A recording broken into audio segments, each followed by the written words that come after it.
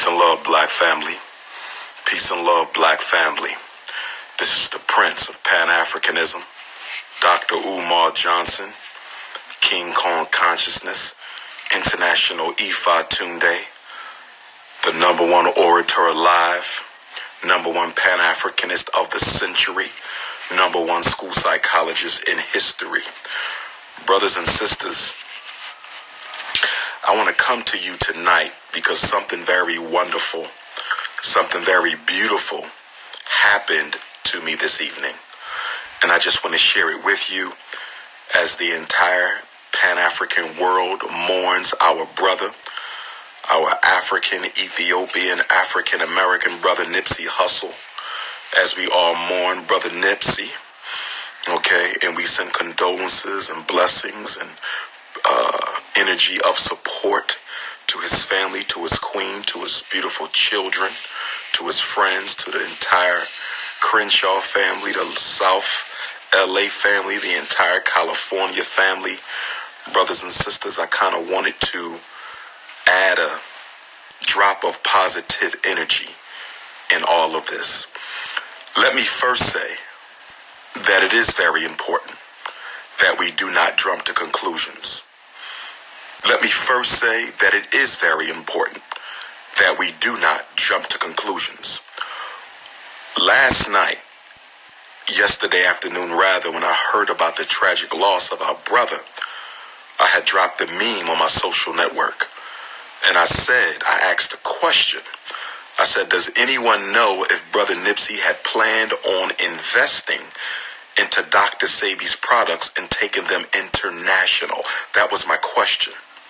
That was my question, because I did not want to make the assumption that his death was due to a potential investment in Dr. Sebi's products, because we know, going back to the year 2002, my Philadelphia sister,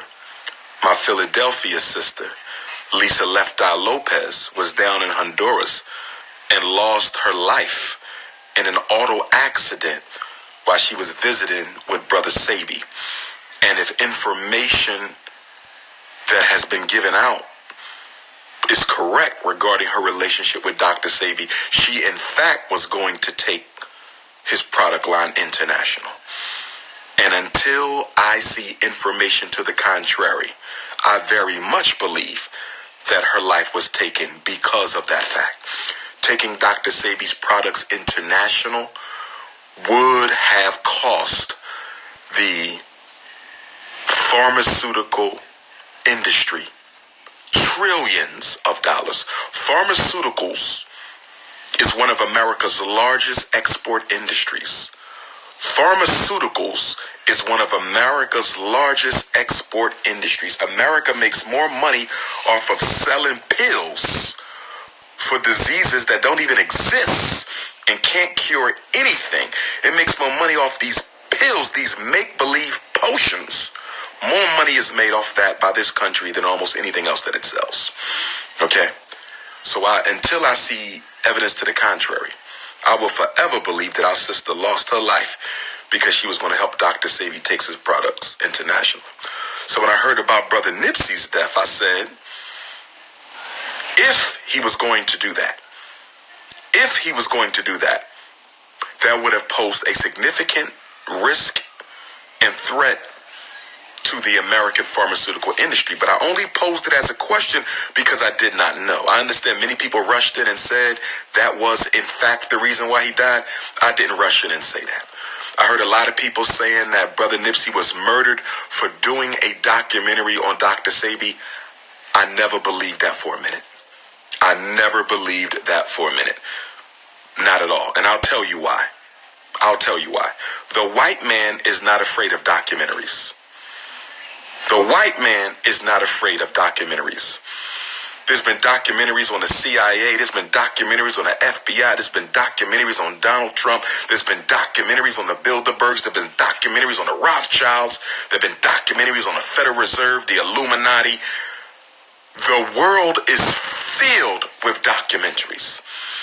Now, 100 years ago, a documentary may have gotten you killed. 100 years ago. Why?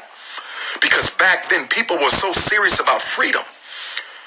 Back then, people were so serious about freedom that if you gave them a small piece of truth, they were guaranteed to act on it immediately. Let me say that again. Back then, 100 years ago, black, white, any color, people were so serious about freedom that if you give them a little piece of truth, they would automatically act on that little piece of truth. So back then, a documentary would have got you killed. Back then, a book would have got you killed. But in the 21st century, you're not likely to be killed for a documentary or making a book. Not at all. Because the white man understands something about black folks. And guess what he learned about black folks? The American power structure has learned that the more woke Negroes are, the less action they actually take. Let me repeat that. Let me repeat that. The white man has learned that the more woke American Negroes become, the less action you will take.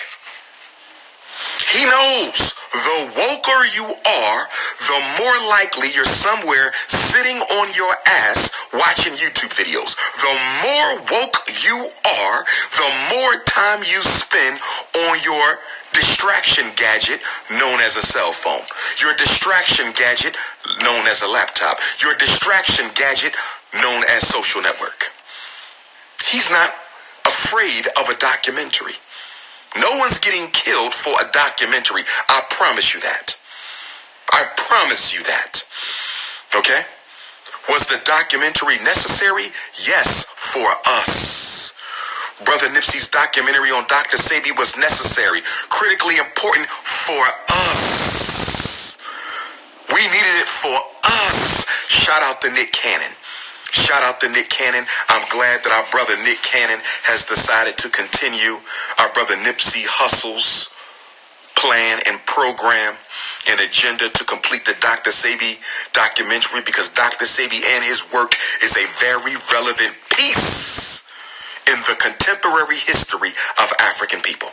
We cannot allow his story to be lost to time, because thousands of our ancestors' stories we will never know because they were not documented or recorded. And I thank Brother Nipsey's spirit for being pioneering enough, and for that brother to have enough foresight to know we have to document this elder appropriately. Shout out to Nick Cannon. Shout out to Nick Cannon.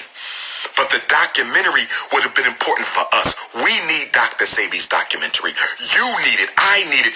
FDMG needs Dr. Sebi's documentary. But the white power structure isn't killing any black person for making a documentary. So I knew that wasn't the reason. I knew that wasn't the reason. That's immediately why I asked the question, was he going to invest in Dr. Sebi's products? But according to new information that came out today, it appears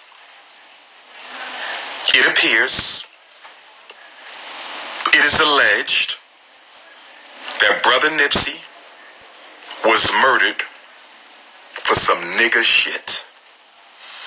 It appears, once again, that post-traumatic slavery disease, the psychological residuals of slavery, modern-day Willie Lynch, the psychopathological self-hatred and jealousy that Africans have for each other is at the foundation as to why our brother lost his life yesterday afternoon in South LA for some nigga shit. And according to what I'm being told,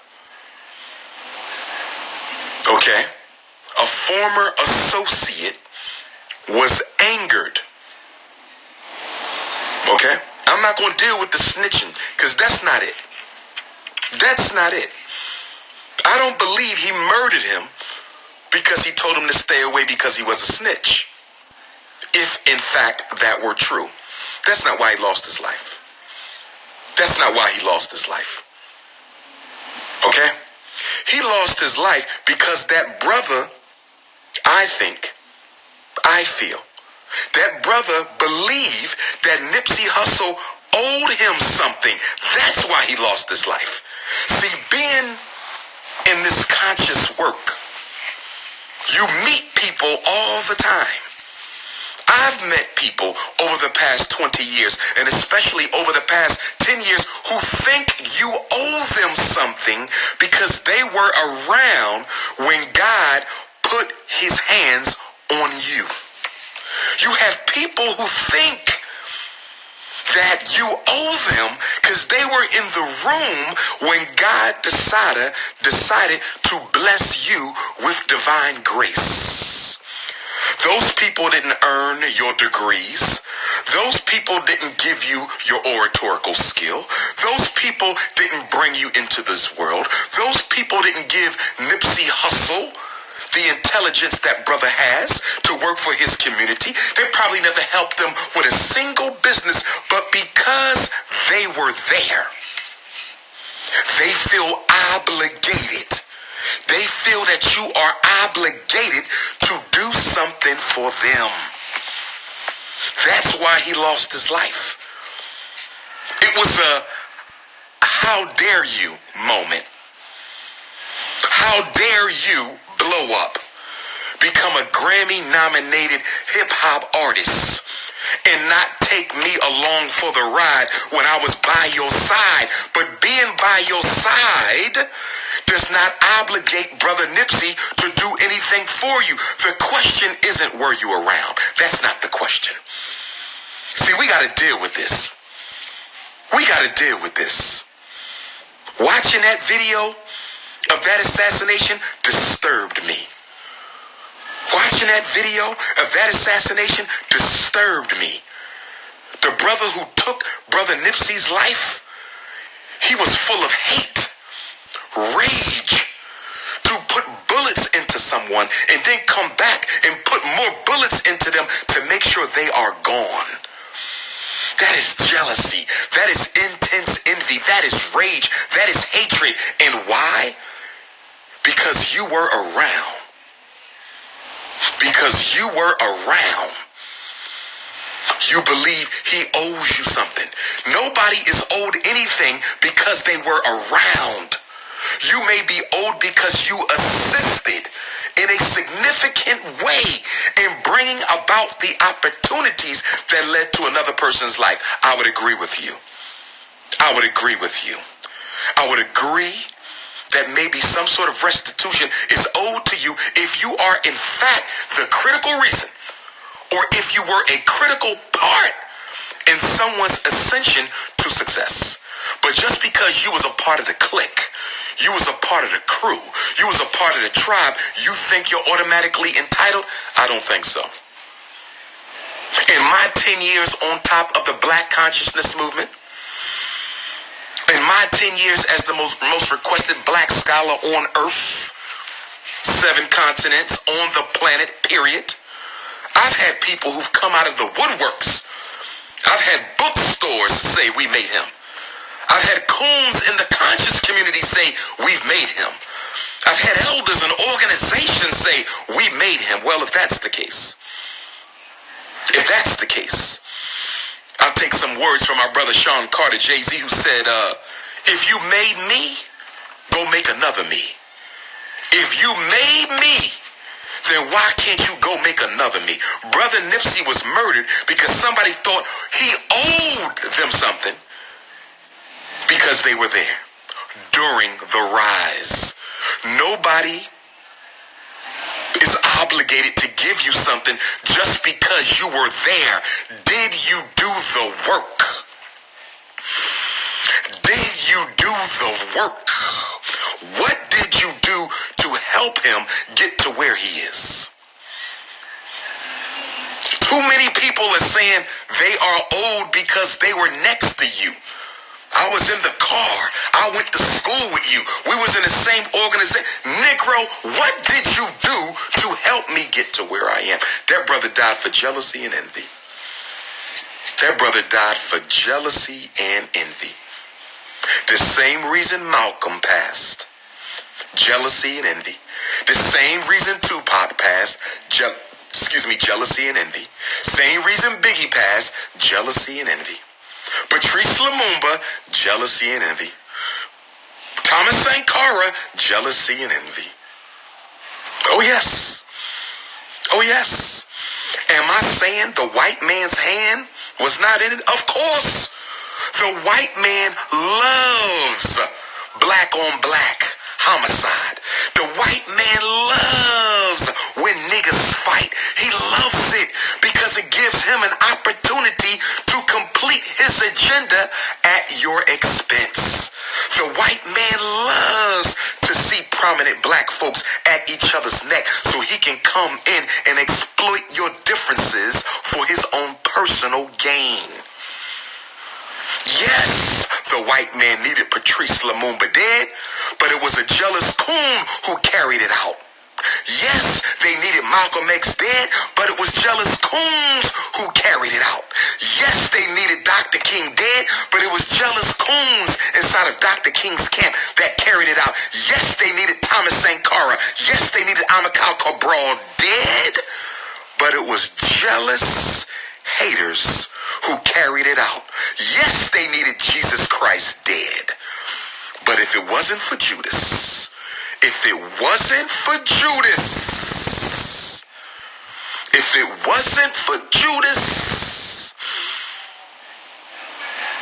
the government may have never realized their plan to assassinate the Christ. That's right. See, my first post yesterday, I said, Brother Nipsey was murdered by Judas. People said, what are you talking about, Ifa Tunde? What are you talking about, Dr. Umar? Why are you assuming it was one of us? Because I know us.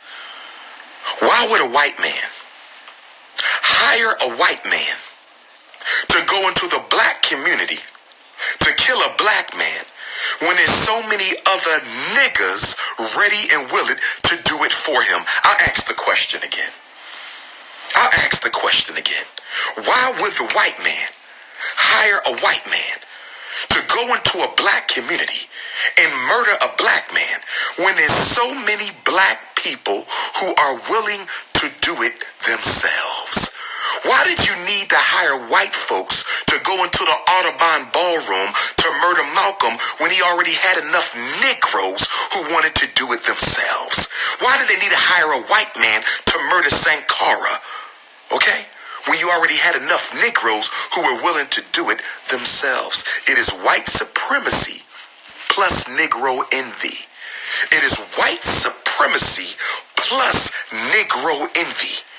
You can't get one without the other. We are always complicit. In the grand design of our oppressor. And I'm not going to rule out that the white man didn't have anything to do with this. I am not going to rule out that the white man had anything to do with this. He may have had something to do with this. Again, he exploits pre-existing tensions.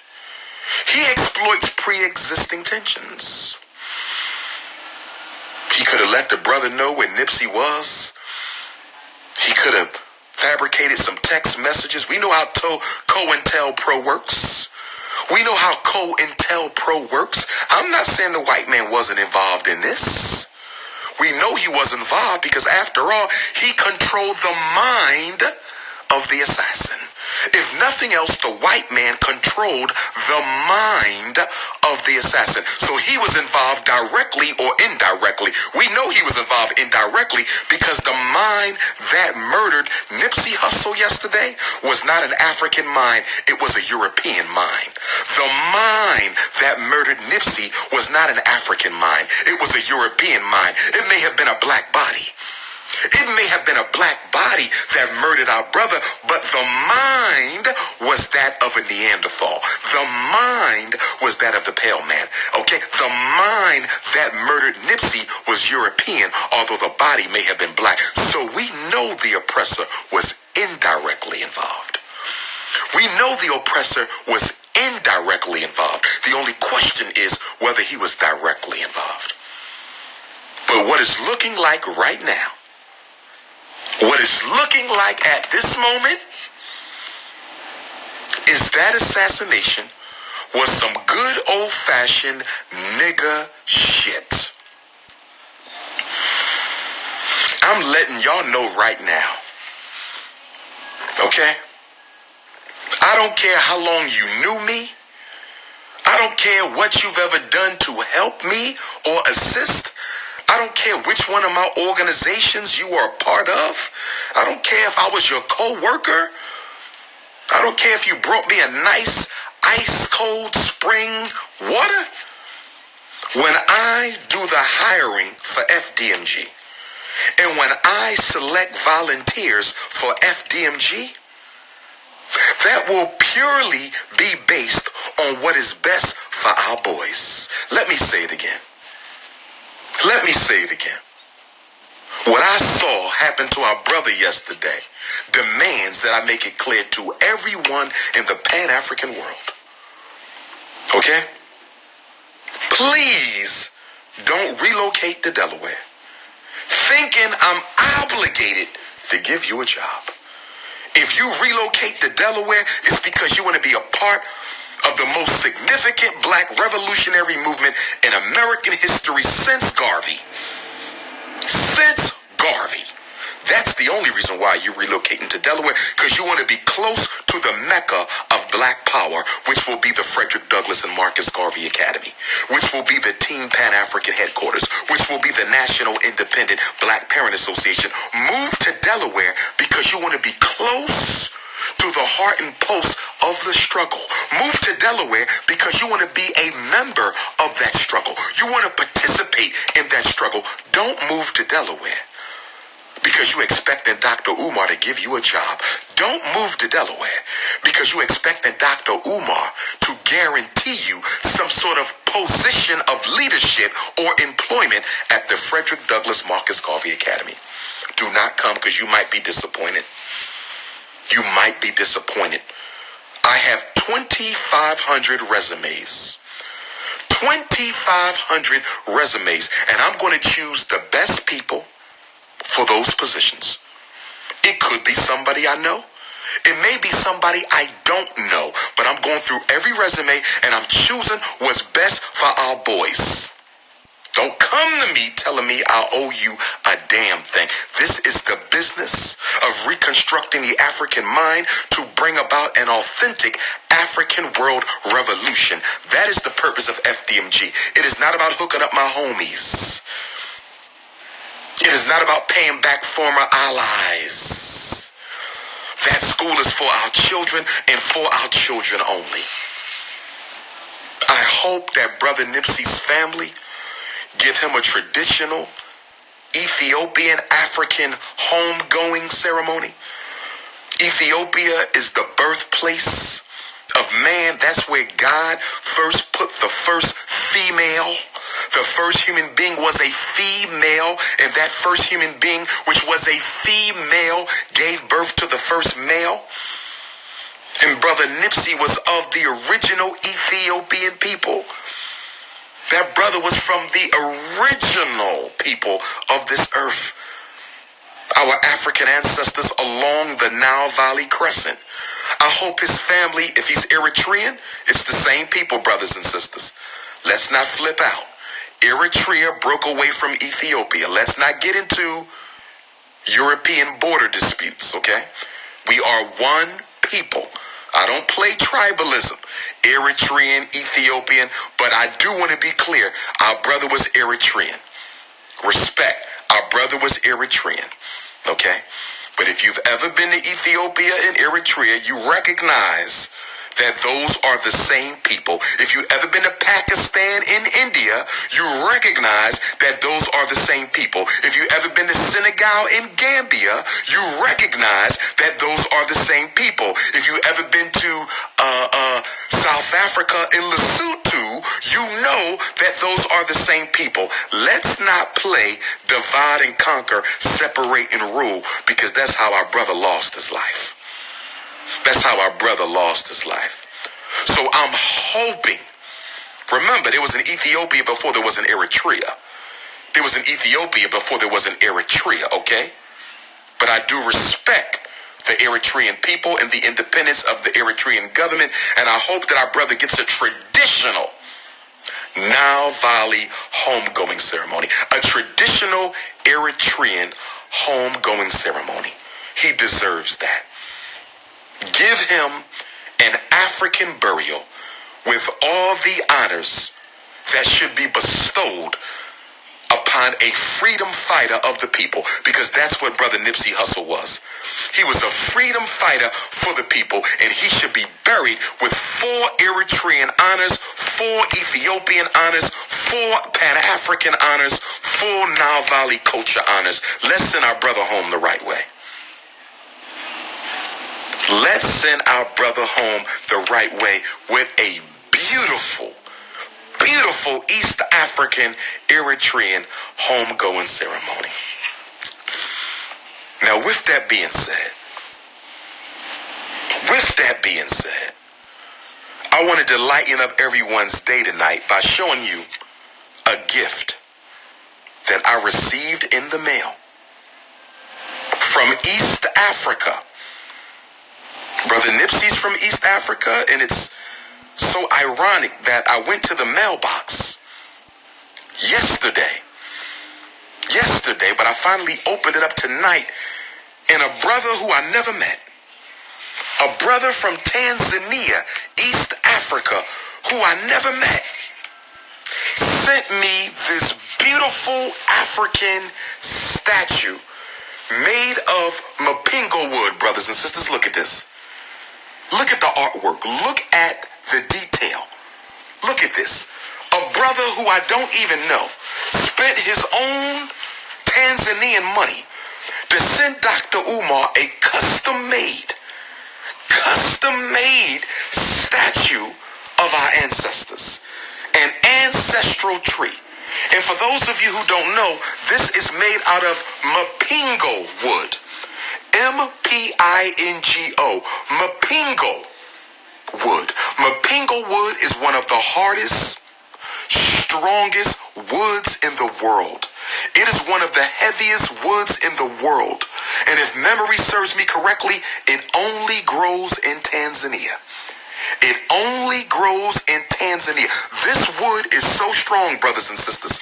You cannot drive a nail through it unless you first drill into it.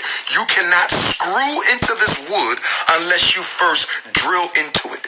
It is one of the blackest woods. It is one of the darkest woods.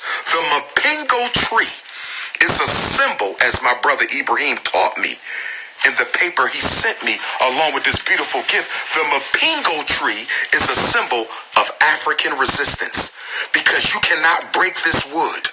You cannot destroy this wood. And just like we are the children of Africa, we are unbreakable. We cannot be destroyed. You can beat this wood. You can slam this wood. You can try to burn this wood. You can try to hammer this wood, screw this wood, drill this wood, screw this wood, drill it.